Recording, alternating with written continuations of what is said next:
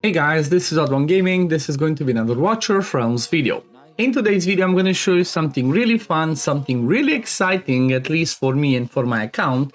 And that is going to be Gear Dungeon 1, Stage 7, my own clear, right? I'm going to show you without Power of Dominance. And the cool thing about this is I'm actually using no anti-healing hero because, well, I don't have any anti-healing ones. If we look at the popular heroes, usually it's gonna show you, you know, the anti-healing ones, which are kind of like Demi, Lasir, Artemis, stuff like that. So I don't have any of them, right? I don't have Demi, I don't have Artemis. I'm kind of missing all of the good anti-healing heroes. However, did manage to do it with Vierna instead, and I'm not actually using Valk, I'm using somebody else, which I don't see here recommended, right? But he's another one that's kind of like Valk that can do it for us, and that's gonna be, what's his name again? Eris, right? So I am actually using Eris as my damage dealer for the top part. Now, the only caveat for this is you kind of want to have Eris be A1, right? You need that A1 because it gives him that extra range increase. Now, if you only had a copy of him, but you have a, you have one of these soul stones, I would say maybe go ahead and use it for him if you don't have a Valk, right? But I think even with Valkyrie, it's pretty much the same thing, right? Because if you look at her basic attack, it's the same tiles, and same thing with Valk. If you have an A1, then yeah, that's going to become better because it increases her range. So that's something to keep in mind. If you don't have Eris, use Valk. But as you see, I have nobody else here that does anti-healing, unfortunately, and that kind of makes it you know, it makes it hard to push to the next ones because they heal so much when they start hitting you that becomes impossible. Now, I do need Elowen for this team specifically. It's kind of like, you know what, I don't have a key component, but I'm using Elowen.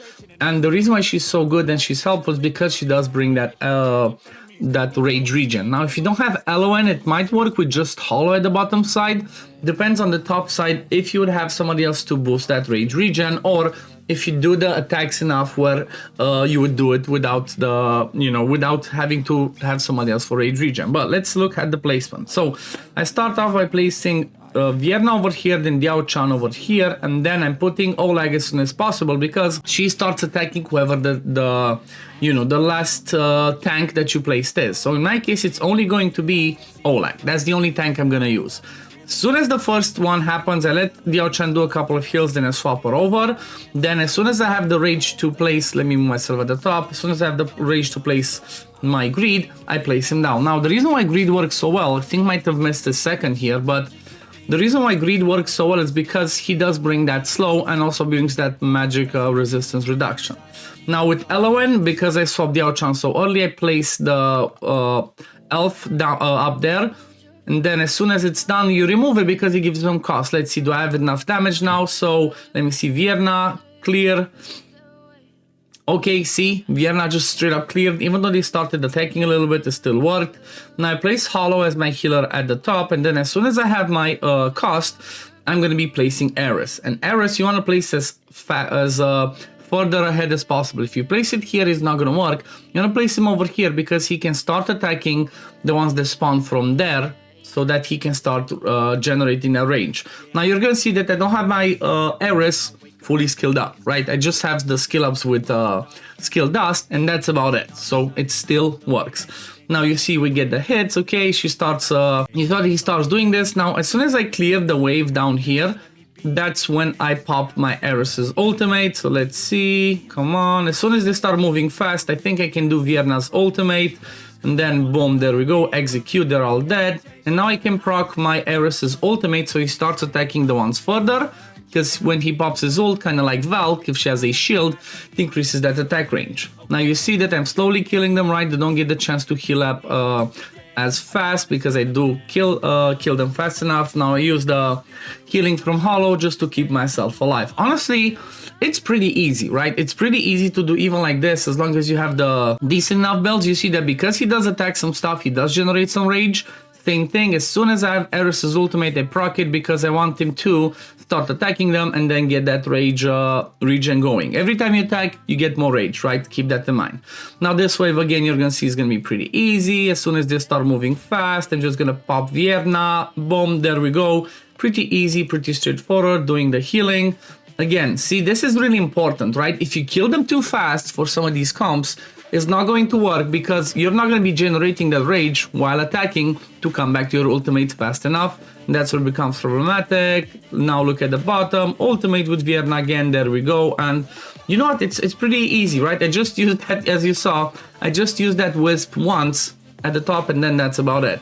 And now everything else, again, because he keeps attacking, and I'm using his ultimate, and that's gonna be just about fine. There we go, using the ultimate, and that's pretty much GG, right? It's pretty much GG. It does help that Ares has a little bit of a slow in his kit, if I'm not mistaken, right, when he does the ultimate. So it's a pretty easy team, right? As long as you have, again, these few specific heroes that you need, you're gonna be good to go, right? Again, you saw that this one was done without Power of Dominance. I can show you once, I guess that one's gonna be good. I can show you again, right, once we go out, that it's no Power of Dominance, right? Stage 7, no Power of Dominance, it was off. So let's have a look at the builds that I have on these people. So let's start, I guess, with Vierna. Honestly, I just put this Cataclysm plus Annihilating Might on her, even though it's not my best builds, right? Like, you're gonna see crit damage pretty low. It's just, I tried with this, right? I do have her exclusive weapon. Again, this one's not her exclusive stuff, and then this one's for Watch Guards, which doesn't really help. But her total stats are going to be 16k attack, 99% crit rate, 245 crit damage.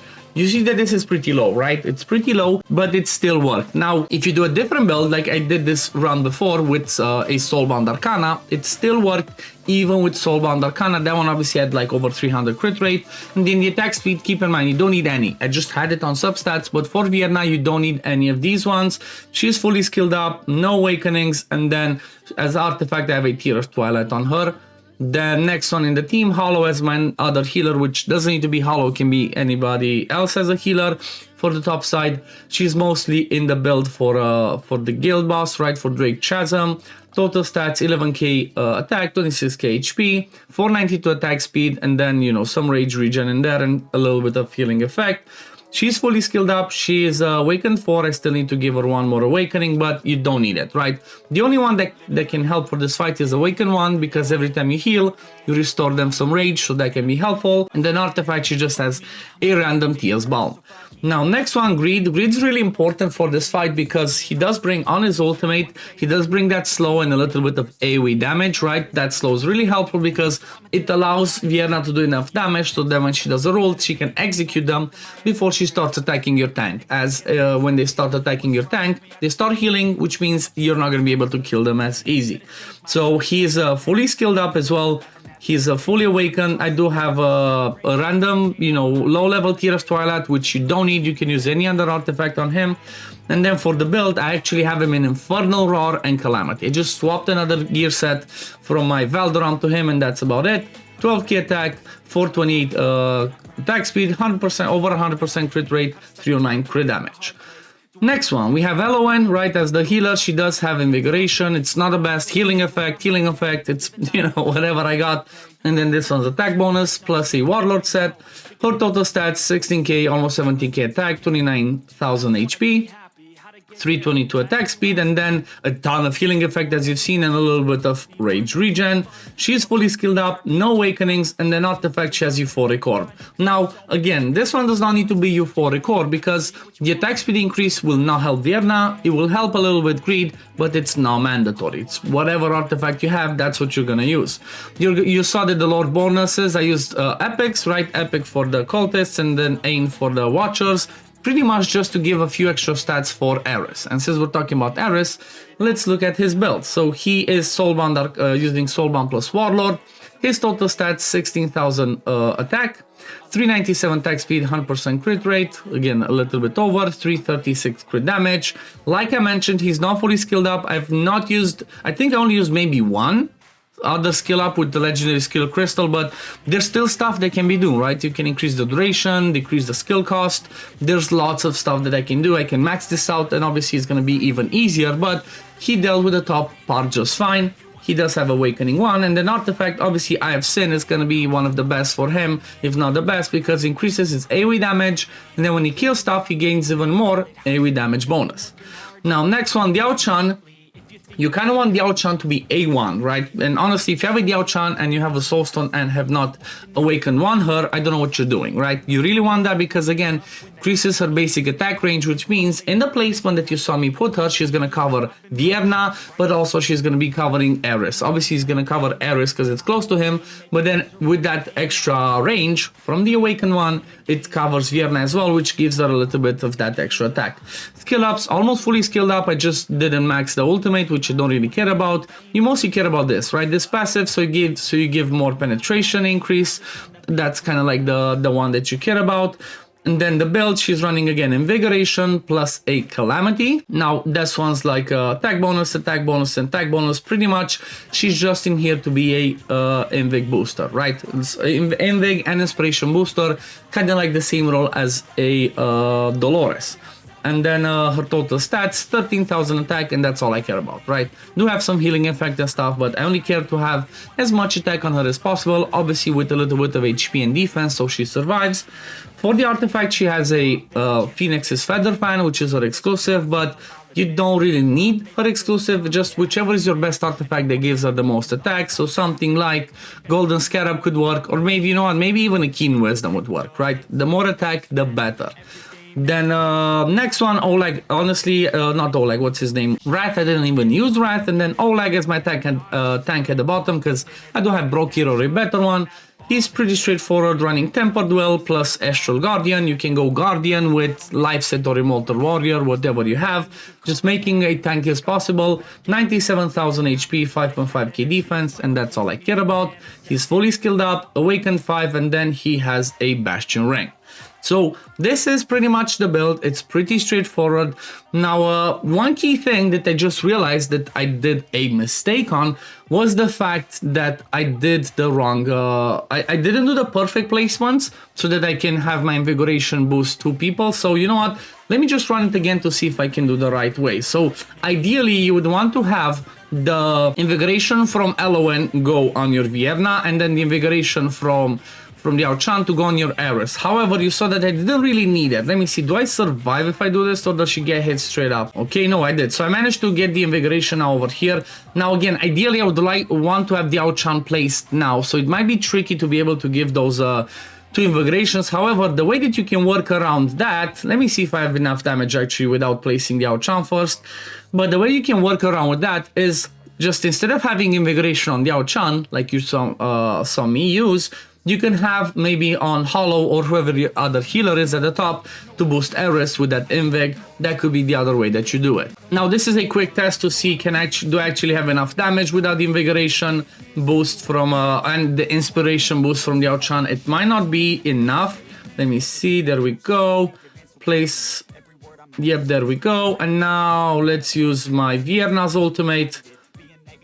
Yep, there we go. It still works, right? So it still works even like this. You don't necessarily need it like I mentioned. Let's just put that Wisp down to do a bit of healing. Despawn to get some cost back, and that pretty much works. But again, like I mentioned, you don't really need to have, I guess, on the Diao-chan. As long as you make sure that you have another one to boost your Eris, in case your Eris is just not strong enough to do that, just, you know, just give that extra healer at the top, that Invigoration, boost Eris's damage, and then you're good to go. But as you notice, it's pretty easy, right? It's pretty easy. He does good enough damage that it works, and I can do it. Now, I tried to push stage 8. I didn't quite beat stage 8, and the reason for that is because I just don't have enough damage, right? It starts ramping up, the damage requirement is so much higher, my Pantheon is not maxed out, right? Like I still need to upgrade my Pantheon because it's an 80-day-old account, so that's why it becomes a little bit harder to do the damage on higher stages without an anti-healing. But obviously if I had an anti-healing, I'm quite sure I could start pushing the next ones. But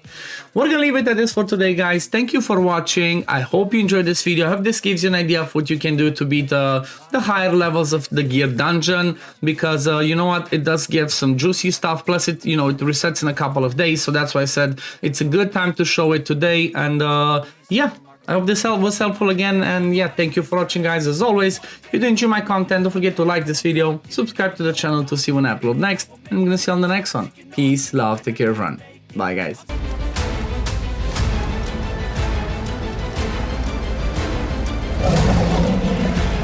Hell hath no fury like a mother's